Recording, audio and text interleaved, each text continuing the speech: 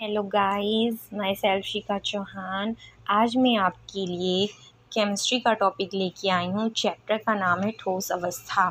सबसे पहले इसमें क्रिस्टल जालक और एक कोशिका के बारे में पढ़ेंगे हम। फर्स्ट हेडिंग है क्रिस्टल जालक। क्रिस्टल जालक क्या होते हैं? कोई भी क्रिस्टल अवयवी कणों से मिलकर बना होता है। ये अवयवी कण परमाणु, अणु या आयन तीनों में से कुछ भी हो सकते हैं। क्रिस्टल में अवयवी कणों यानी परमाणु, अणु या आयन की तीनों विमाओं में निश्चित ज्यामितीय व्यवस्था होती है। इसकी निश्चित ज्यामितीय व्यवस्था होती है। ये यहाँ पर निश्चित ज्यामितीय व्यवस्था दी गई है। क्रिस्टल में अवयवी कणों की तीनों विमाओं में अर्थात त्रिविमीय व्यवस्था को क्रिस्टल जालक कहते हैं। क्रिस्टल जालक को हम त्रिविमीय जालक भी कहते हैं। यहाँ पर इसका डायग्राम दिया रखा है और ये एक त्रिविमीय जालक है।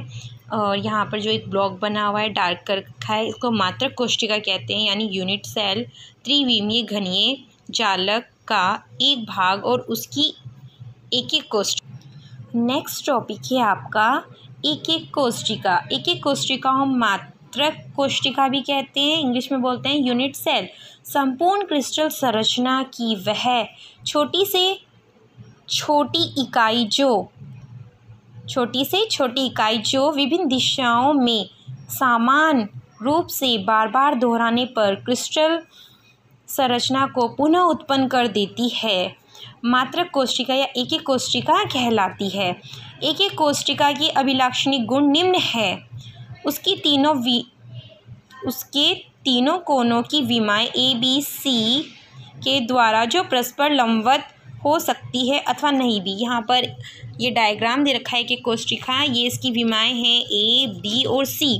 नेक्स्ट है किनारों के मध्य कोण अल्फा, बीटा व गामा को भी चित्र में दिखाया गया है। एक एक कोशिका में 6 parameter A, B, C, alpha, beta और गामा के द्वारा अभिलक्षणित होता है।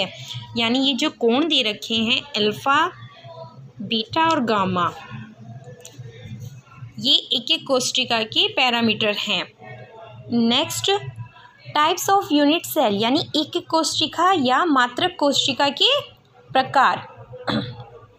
सबसे पहले आता है सरल घनीय। सरल घनीय को सिंपल क्यूबिक यूनिट सेल कहते हैं। एक एक कोशिका में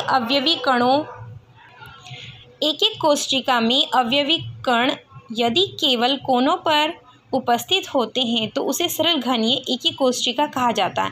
यहाँ पर ये देखो, ये कोनों पर उपस्थित हैं और ये कितने हैं 1 2 3 4 5 6 7 8। यहाँ कुल जालक बिंदुओं की संख्या 8 होती है। सरल घनीय को अगाध एक एक कोशिका भी कहा जाता है। नेक्स्ट है केंद्रीय एक एक कोशिका। केंद्रीय एक एक कोशिका को सेंट्रल यूनिट सेल भी कहते हैं। जब कोई इकाई सेल या एक एक कोशिका में अवयवी कण कोनों के अलावा अन्य स्थिति पर भी स्थित हो, उन्हें केंद्रीय एक एक कोशिका कहते हैं। यह कोशिका निम्न प्रकार की होती है। फर्स्ट है इसमें अंतः केंद्रित एक एक कोशिका। अंतः केंद्रित को इंग्लिश में बोलते हैं बॉडी सेंट्रल यूनिट सेल। जब कोई अवयवी कण कोनों पर एक कोशिका के अंतः केंद्र मतलब सामने बिल्कुल अंतः केंद्र पर स्थित होता है, अंतः केंद्रित एक एक कोशिका कहलाती है। जैसे यहाँ पर ये डायग्राम बना हुआ है, यहाँ पर क्या है, ये बिल्कुल बॉडी सेंट्रल पर बना हुआ है यानी अंतः केंद्र पर बना हुआ है। यानी जब कोई अवयवी कण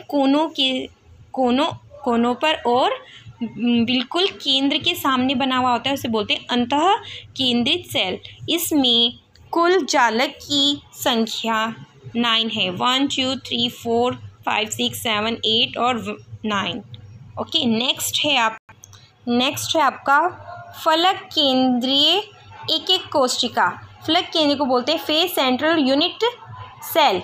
जब कोई अवयवी कण कोनों के अतिरिक्त प्रत्येक फलक यानी फेस के केंद्र पर भी स्थित होते हैं, इसे फलक केंद्रीय एक एक कोशिका भी कहते हैं। यहाँ कुल जालक बिंदु की संख्या 14 होती है। यहाँ पर देखिए ये केंद्र के आमने सामने स्थित है, इसे बोलते हैं फलक केंद्रित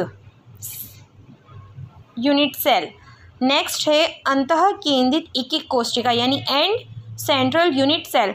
जब कोई अवयवी कण कोनों के अतिरिक्त किन्हीं दो विपरीत फलकों के केंद्र में पाए जाते हैं, यह अंतः केंद्रित एक कोशिका। जब कोई अवयवी कण कोनों के अतिरिक्त किन्हीं दो विपरीत फलकों के केंद्र में पाए जाते हैं, यह अंतः केंद्रित एक कोशिका कहलाते हैं। यहाँ कुल जालक बिंदुओं की संख्या 10 होती है। जैसे यहाँ पर ये फलक ये केंद्र पर स्थित है और इनके विपरीत। Okay, thank you.